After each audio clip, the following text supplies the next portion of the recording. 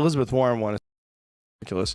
You're watching her dance, and you're like, how dare you say I can't make fun of this? How dare you? How dare you? Obviously, it's. And by the way, it's not like somebody put up a cell phone video of her dancing at a wedding. No one's going to No one's. That's okay. She's on stage trying to get something from people, and she thinks this will. Liz Warren blasted the Supreme Court for declaring affirmative action unconstitutional. She's been carrying a grudge against white people ever since she was exposed as one. Let's hope she doesn't go on the warpath.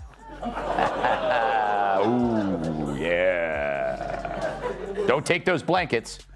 The constant rebranding of Elizabeth Warren has become a masterclass in political whiplash. Each election cycle, she toggles between being a salt-of-the-earth populist and the chief architect of performative progressivism. Enter Joe Rogan and Greg Gutfeld, acting as ruthless brand auditors, meticulously deconstructing the performance. They aren't just critiquing policies. They're exposing her entire back catalog of calculated personas and elite contradictions. This isn't a gentle takedown. It's a full-scale demolition of her political stagecraft, leaving only uncomfortable truths. Trump was always calling her Pocahontas, and Trump said that if she... Elizabeth Warren? Who, Pocahontas? Is it very offensive. Oh, I'm sorry about that. Pocahontas? She got into Harvard because she claimed she was Native American. She said she was Native American, but she wasn't able to document it. She said, well, I have high cheekbones. I think she's as Native American. Senator Elizabeth Warren just released a campaign ad disguised as a DNA test. Or maybe it was a DNA test disguised as a campaign ad. In it, she ladles her DNA results with somber relatives and music, and even includes me. I'm touched, but that happens every time I take this up. Elizabeth Warren's political career was architected like a Silicon Valley startup, promising to disrupt the system, but ultimately burning through capital with no viable product. She burst onto the scene as a progressive savant, armed with a library of policy blueprints, more complex than any IKEA catalog. The problem? Her detailed assembly instructions invariably led to a collapsed structure of electoral defeat. For Joe Rogan and Greg Gutfeld, the takedown was effortless. They simply pointed to the manufactured Harvard populist persona and watched the entire enterprise implode. So her Native American ancestry may date back 6 to 10 generations. She's potentially 1/1024th Indian, which is 0.09%. Using such standards, I'm Asian, which is why I can't get into Harvard. So no wonder she had to rely on sentiment and victimhood. But this really isn't about history, but her story, and fixing it because it's a mess. Did she or did she not list herself as a minority in law school directories when it suited her, then removed it when it didn't? It's not about her background, it's about cheating. She's a white woman of vast European ancestry who went to the buffet of identity politics and took seconds, then third. Then came her crusade against billionaires, a performance of theatrical rage that felt like a dress rehearsal for a play about class warfare. Warren's speeches demonizing the wealthy often landed with the hollow thud of a Harvard faculty member scolding a fellow millionaire for having the wrong kind of yacht. It wasn't a revolution. It was an intra-elite squabble over optics. As Rogan observed, she built a brand as a champion of the common person, funded by the very coastal donor class she publicly condemned. Gutfeld simply noted her wealth tax proposal had all the economic precision of a protest sign scribbled in crayon. They did that thing about Elizabeth Warren. Oh, I did find out what percentage she is. Elizabeth Warren, who claimed to be Native American, and she did a test. She's like 1/100th of what I am. Like, it's literally like her saying she's a Native American is literally like me saying I'm African American. But I have more of a claim. I have far more, like more than, I think some insane number, factor of more African in me than she has Native American. And I'm not even remotely Native American, or remotely African, rather. Yeah. I'm 1.6%. I have 1.6% African in me. And she has like some really stupid number. She claimed the mantle of middle-class champion, yet her policy solutions sounded like they were brainstormed in the aisle of a luxury grocery store. Her brand of empathy involved lecturing on systemic abstractions to an audience that was just trying to afford gas and groceries. Joe Rogan drew the comparison with brutal accuracy. Warren preaches economic theory the way a zealous vegan preaches their lifestyle, with an air of moral superiority completely disconnected from how most people actually live. Gutfeld labeled her platform economic fan fiction, noting that her revolutionary message had one fatal flaw. It repelled far more people than it inspired.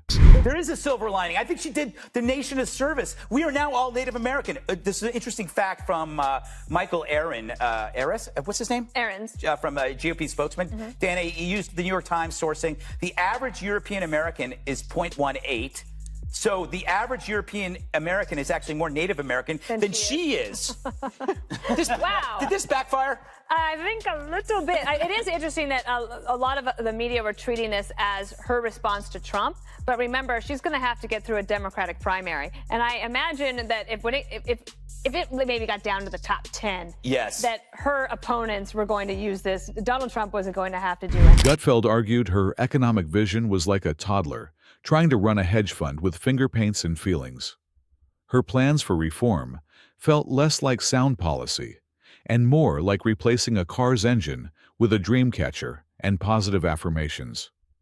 Her campaign slogans sounded as if they were auto-generated by a socially aware AI, which, as Rogan noted, would have been a cheaper way to write her speeches. Gutfeld then pinpointed her charisma as somewhere between watching Concrete Set and attending a mandatory corporate diversity seminar on a Saturday.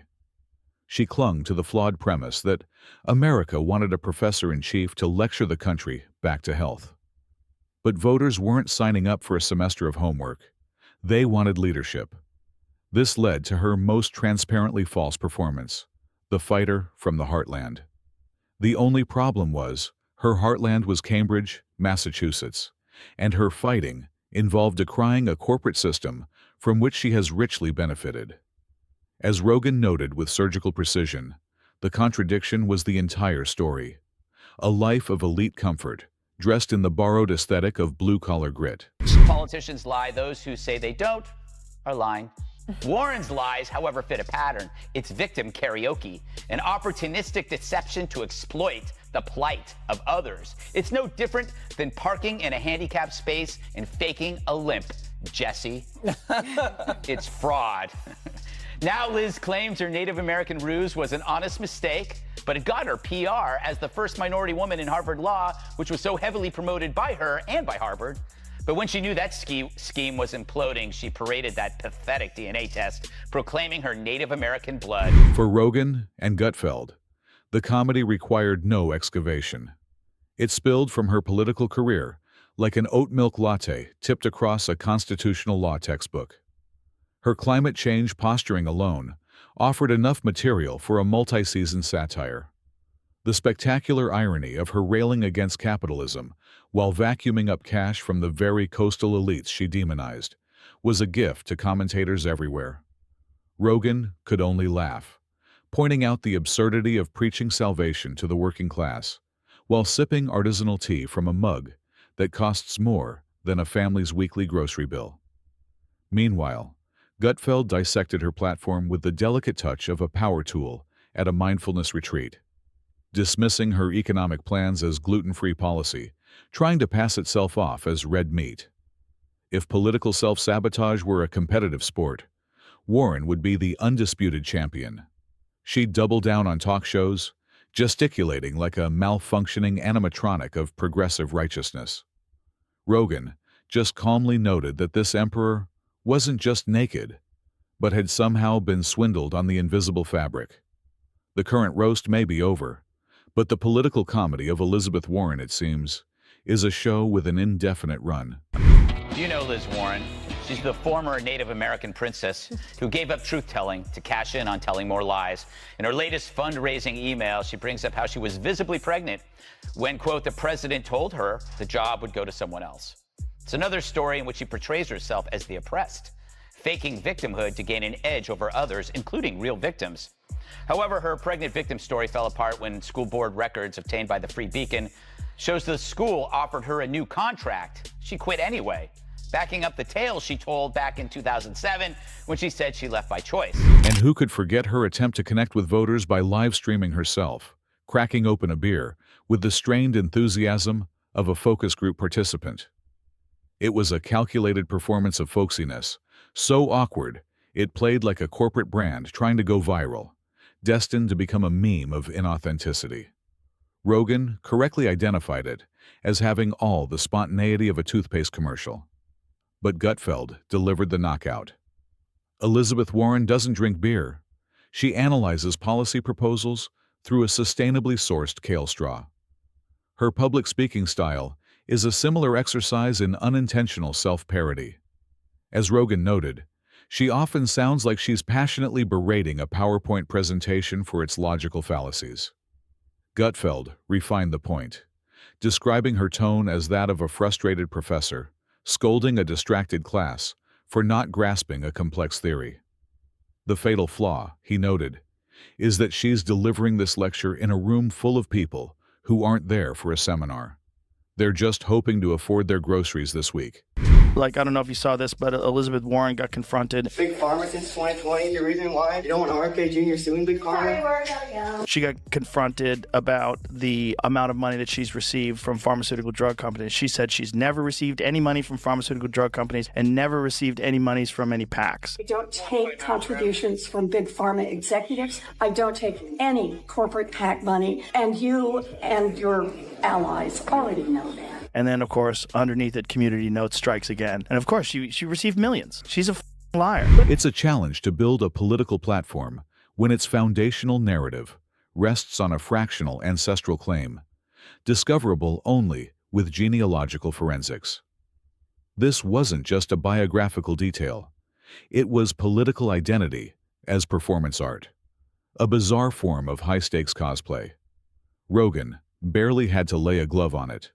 Warren self-detonated with a DNA test reveal so catastrophically misjudged, it felt like a PR stunt orchestrated by her rivals. As Greg Gutfeld quipped, the endgame seemed to be the surreal image of a policy wonk channeling Pocahontas during a lecture on tax law. Here too! Yeah. Oh, no! That would... Oh, no. She keeps so doing this. Stiff. She looks like her back is welded. Like it's all one She's piece. doing all this like dancing moves. Everything is moving like this. Yes, you're right. Yeah. She's a robot. She's barely real. It's about being white. You know? That's weird because I thought she was Native American. Well, that's what I said. You know, so obviously Bernie's lying about saying women can't win, or Elizabeth Warren is lying about him saying that. And I'm not going to accuse a Native American of lying. I'm just not going to go there. Good for you. She is 1/1000th Native American. So that's real. That's a real number. So it might be. Then came her desperate scramble to claim the progressive mantle on health care. Her position on Medicare for All shifted so frequently, it seemed to be tracking with her daily polling numbers. As Rogan noted, it was like a choose-your-own-adventure plan where every path led to chaos and higher taxes. This constant policy gymnastics made her look less like a conviction politician and more like a performer desperately trying to stick a landing on a high wire of voter distrust. Her feud with Bernie Sanders was a masterclass in political expediency. One moment, they were comrades on the party's left flank, united against the establishment. The next, she was deploying a deeply personal, politically convenient accusation of sexism on a national debate stage. A move that felt less like conviction and more like cold calculation. This all stems from her core belief, a desire to regulate every corner of the American economy. She approaches business not as a leader, but as an obsessive micromanager who believes every problem can be solved with a new rulebook written in Cambridge. As Rogan concluded, her entire economic platform was rooted in a fantasy. The belief that a nation's economy can be centrally planned, like a faculty potluck. Did you know Elizabeth Warren released that thing that says that she's got actual Native American blood, but it's literally like 1/100,024 trillionth. Wow. She has like the smallest amount of... Did you see what Ben Shapiro tweeted about that? What'd he say? Try to find like it. Your great-great-great-great-great-grandfather. Yeah, but, and then it was something else, but I forget what it was. We'll see if we could find it. Yeah. But I think I'm 1.6% African. I did one of those DNA tests. Are you really? Yeah. And I'm done. See you later. I have standards. Goodbye. I think I'm at least 10 times more African Than her? she Than is she is Native Indian. American. Gutfeld drove home the central hypocrisy. How can you lead a war on capitalism when your salary is funded by the state and your manifesto is sold by Amazon? She spoke of uniting the nation but pursued a strategy of ideological purification, sorting the country into the enlightened and the irredeemable. As Rogan noted, it was an attempt to spark a populist revolution armed with a graduate-level reading list. Gutfeld saw her approach as trying to fight a wildfire with scented candles.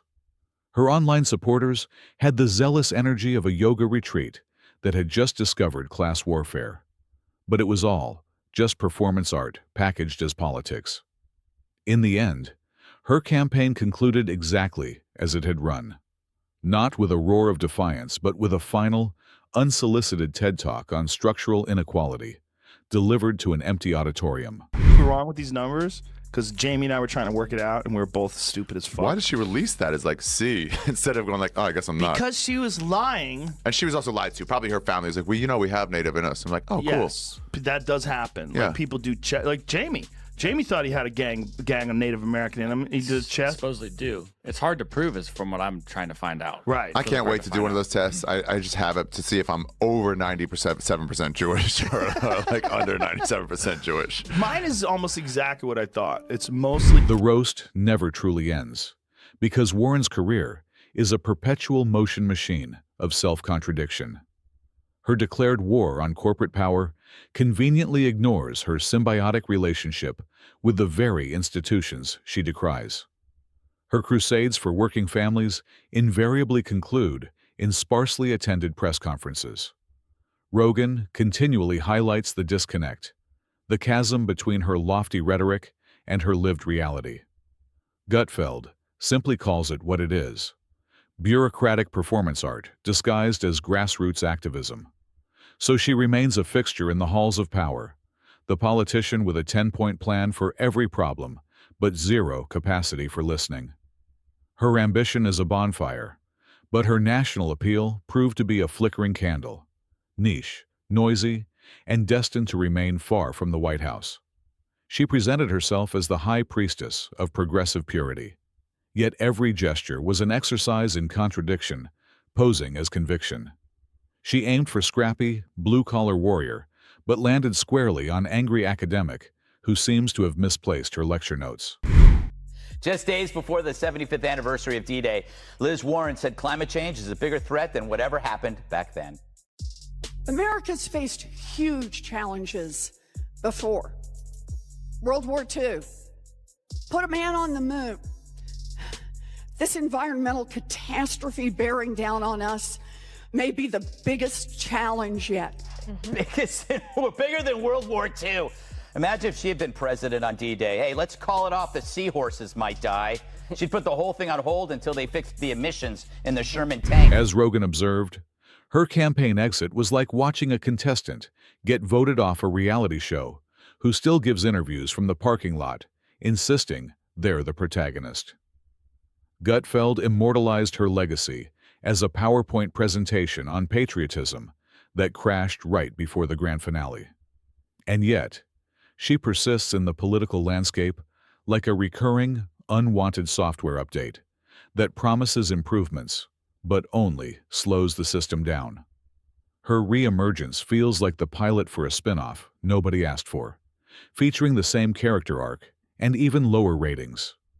Gutfeld quipped that Warren 2.0 might have a faster processor, but it ships with all the same fundamental bugs. She's now clinging to the spotlight like the last piece of confetti from a party that ended years ago, a political performance with no script, no stakes, and no audience.